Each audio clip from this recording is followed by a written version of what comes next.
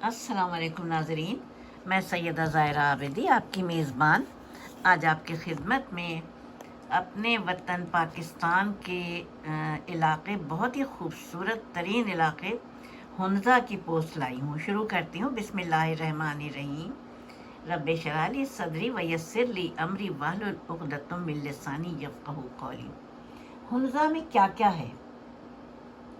دلکش خوبصورت پہاڑ،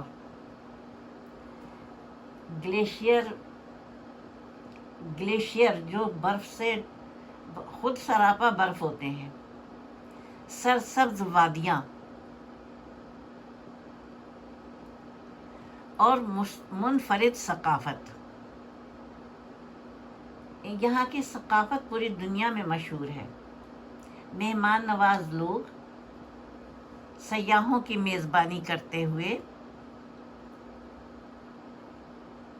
سیاحوں کو یہاں پہ فطرت کے نظارے بھی ملیں گے، ایڈونچر بھی ملے گی اور مقامی دستکاری کے بہترین نمونے بھی ملیں گے۔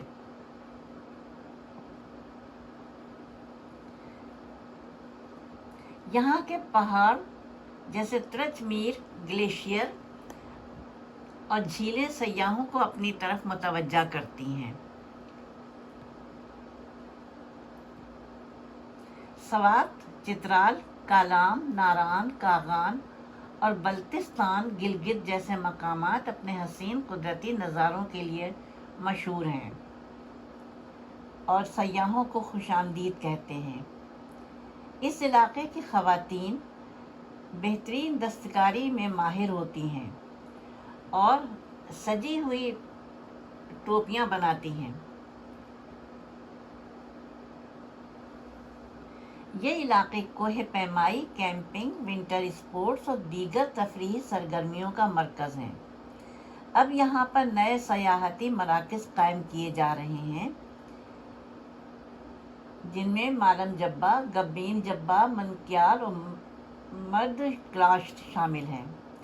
یہاں پہ مقامی ہینڈی کرافٹس کافی تعداد میں تیار ہوتے ہیں جو بازاروں میں پیش کیے جاتے ہیں بکنے کے لیے، اور یہ اتنے خوبصورت ہوتے ہیں کہ انہیں جو بھی دیکھتا ہے وہ خریدنے پر مجبور ہو جاتا ہے۔ اب اس علاقے میں سیاحت کے لیے فروغ کے لیے کافی کام ہو رہا ہے۔ میں نے اس سے پہلے بھی ایک آرٹیکل لکھا تھا جس میں بتایا تھا کہ پاکستان بہترین زر مبادلہ کما سکتا ہے اس علاقے میں سیاحت سے، کیونکہ یہاں پہ پاکستان کے شمالی علاقے قدرت کا انمول تحفہ ہیں۔ ہنزہ شمالی پاکستان کا وہ علاقہ ہے جو کہ شاہراہ ریشم پر واقع ہے اور نگر کے ساتھ بھی ملتا ہے۔ اسلام آباد سے 700 کلومیٹر کے فاصلے پر شاہراہ ریشم کے کنارے پر واقع یہ وادی سطح سمندر سے 2500 میٹر بلند ہے۔ اس کا راستہ حسن ابدال، ایبٹ آباد، مانسہرہ، تھاکوٹ، بشام، داسو، چلاس، گلگت سے ہوتا ہوا ہنزہ آتا ہے۔ ایک اور راستہ مانسہرہ سے بالاکوٹ، ناران اور بابوسر پاس سے ہوتے ہوئے چلاس کے ساتھ ملتا ہے۔ وادی ہنزہ گلگت سے صرف 100 کلومیٹر اور 2 گھنٹے کی مسافت پر ہے۔ راولپنڈی سے جدید آرام دہ پبلک ٹرانسپورٹ گلگت اور ہنزہ کے لیے ہر وقت دستیاب ہوتی ہے۔ اسلام آباد سے جہاز کے ذریعے گلگت بھی جایا جا سکتا ہے۔ گاڑی پر ایک دن میں چلاس یا گلگت آرام کر کے بآسانی ہنزہ پہنچا جا سکتا ہے۔ یہ وادی 7900 مربع کلومیٹر کے رقبے میں پھیلی ہوئی ہے۔